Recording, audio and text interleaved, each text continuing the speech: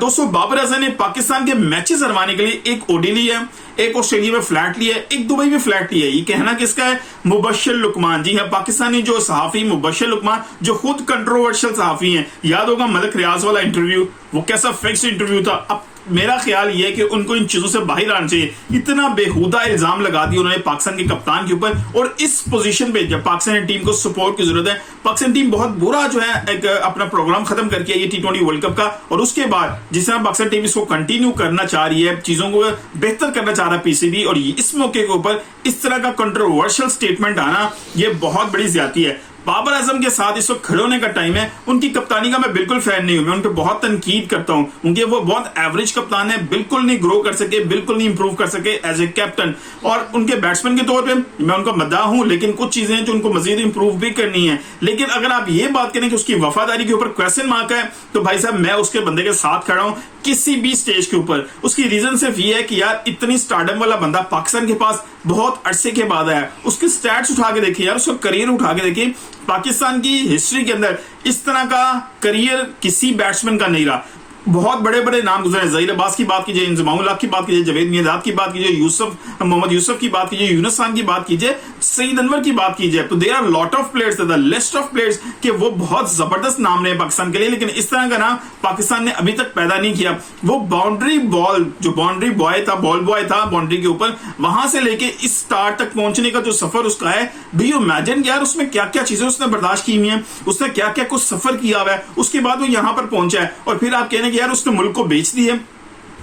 Can you imagine यार इस बंदे की मेंटालिटी क्या है। वो मलिक रियाज वाला फिक्स जो इंटरव्यू आपने किया है, मेरा ख्याल है आपके अपने कामों की जो सोच है ना, उसकी अक्कासी आपके जुबान से हो रही है। ये बहुत जबरदस्त डिसीजन है कि पीसीबी और बाबर आजम दोनों लीगल नोटिस सर्व करने जा रहे हैं मुबश्शिर लुकमान साहब को कि जो आपने बयान दिया, स्टेटमेंट दिया, इसका लीगल, इसके कोई एविडेंस प्रोवाइड कीजिए, अदरवाइज इसके खिलाफ लीगल नोटिस दोनों की तरफ से सर्व किए जाएंगे। ये बड़ा जबरदस्त जो है ना स्टेप है, और ये स्ट्रांगली लेना चाहिए, क्योंकि जो फिक्सिंग का जो एक आंसर है, ये पाकिस्तान क्रिकेट बोर्ड को बड़ी देर से लगा हुआ है, और इसने कैंसर का काम किया है। बड़े बड़े प्लेयर्स जो है तबाह हुए हैं, लेकिन इस दफा Babar Azam is a big player, तो इस नाम को खराब होने से बचाने के लिए ये बहुत जबरदस्त स्टेप है कि पीसीबी ने भी सीरियसली इस चीज को देखा है और बाबर आजम भी सीरियसली देख रहे हैं। और अब लीगल नोटिस सर्व होंगे मुबश्शिर लुकमान साहब को। अगर वो एविडेंस नहीं प्रोवाइड कर सके तो फिर उनको पनिशमेंट प्रॉपर मिलनी चाहिए, ताकि आइंदा के बाद कोई भी पाकिस्तानी प्लेयर्स के ऊपर जो है लफ्ज उठाने से, उंगली उठाने से पहले 100 दफा सोचे।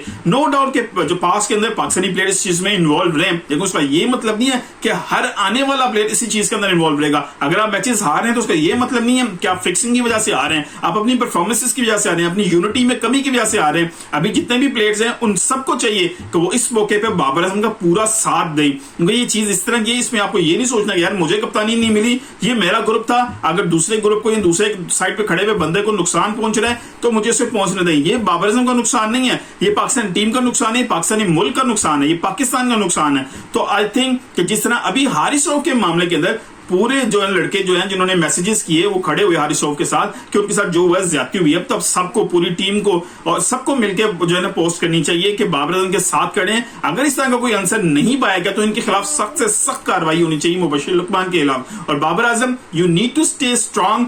जो चीजें चल रही हैं वो अलग है, क्रिकेट के हवाले से बात हम आप पे क्रिटिसाइज भी करेंगे, आपकी इंप्रूवमेंट के लिए चीजें भी आपको बताएंगे, और जो जहां पर आप बेहतरी कर रहे हैं वहां पे आपको अप्रिशिएट भी करेंगे। लेकिन इस स्टैंड के ऊपर, इस पोजीशन में we are with you Babar Azam, तो वी स्टैंड विद यू। और कैप्टन कोई मसला नहीं है, इन चीजों से हम निकल जाएंगे, लेकिन इससे स्ट्रिक्टली, बहुत स्ट्रिक्टली जो है ना इस दफा डील करने की जरूरत है, ताकि इस तरह के मामला दोबारा ना उठे। क्योंकि पाकिस्तान में बड़ा आसान है उंगली उठा देना, फिर एविडेंस प्रूव करना, that is a lot of tension. बहुत सी चीजें हैं जो फिर आप नहीं कर पाते। तो ये बहुत जबरदस्त मौका है पीसीबी के लिए भी, बाबर आजम के लिए भी, कि ऐसे नासूर को बिल्कुल खत्म किया जाए, ताकि अगली दफा कोई भी अगर उंगली उठाए तो एविडेंस के साथ है, वरना सिर्फ इस तरह उंगली उठा देना, अपने आप को दोबारा लाइमलाइट में ले आना, क्योंकि ये बंदा गायब हो गया सोशल मीडिया के ऊपर से। अब दोबारा अपने आप को लाइमलाइट में लाने के लिए इस तरह की बात कर देना, और इस इवेंट के ऊपर जब पाकिस्तान ने पुअर परफॉर्मेंस के साथ एक इवेंट खत्म किया है, फिर अपने आप को एक बड़ी जबरदस्त लाइमलाइट में ले हैं, हर खबर की जीनत बनते जा रहे हैं वो। और मजे की बात यह है कि ये बहुत जबरदस्त स्टेप होगा